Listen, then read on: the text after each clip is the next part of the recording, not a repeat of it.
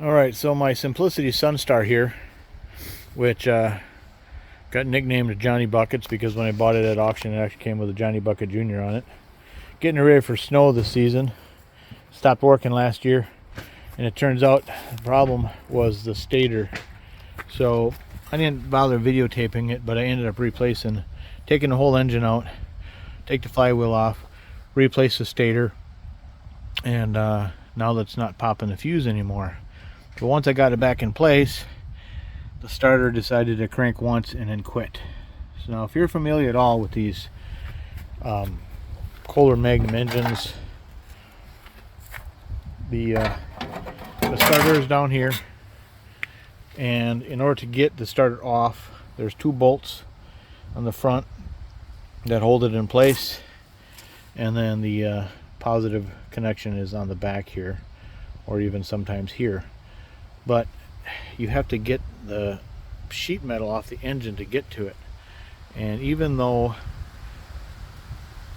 I have the side sheet metal off, take a look at, and the bolts are off, you still just can't get the starter off because it's getting hung up in here on this sheet metal.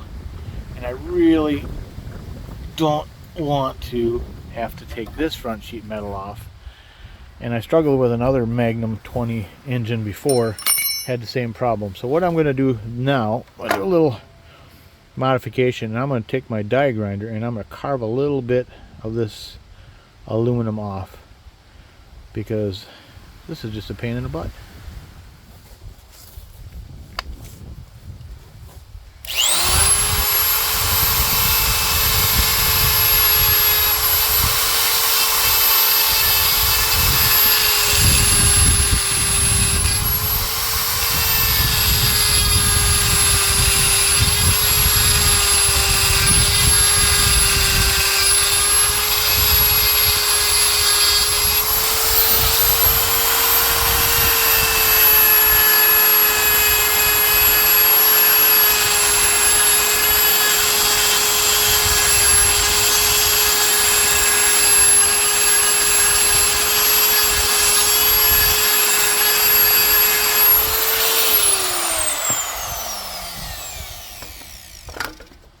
There it is. Alright, so there it is.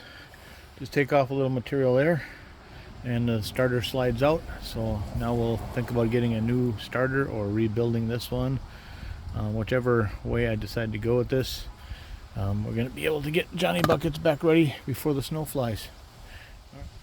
Alright, just to show you what I was talking about, the studs on the front, there are a couple of quarter 20 studs that stick out in the front of the starter here, and they slide into a couple of holes, and that's pretty much all that holds the starter in place. And so take those nuts off, and then it's ready to come free. In fact, let me give you a closer shot of where it mounts on the engine. See right there, and this curved slot is where the starter mounts, and you see the holes, one down here and then one up above. So that's it. Alright, so with the starter kind of like in the vise here, I've got the positive connected back here, got some power. See what happens when we just we add power to it here. Well, it spins, but it doesn't go back.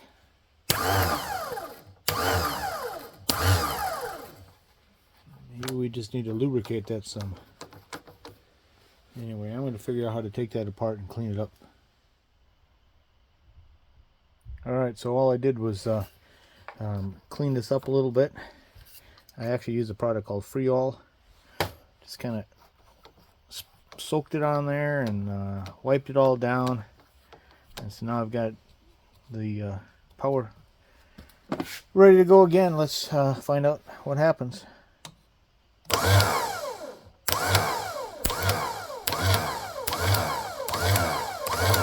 I like it. Alright, looks like it's moving back and forth the way it should. So rather than spend another $150 or so on a new starter, I'm going to put this back in and make sure it works. Alright, here we are. I got the starter back in place on the engine. Nothing else on the engine is connected. In fact, I had to take the PTO drive off because I don't want that slamming around if this works the way I hope it would be. So we're just going to hook up the power and see if it cranks the engine.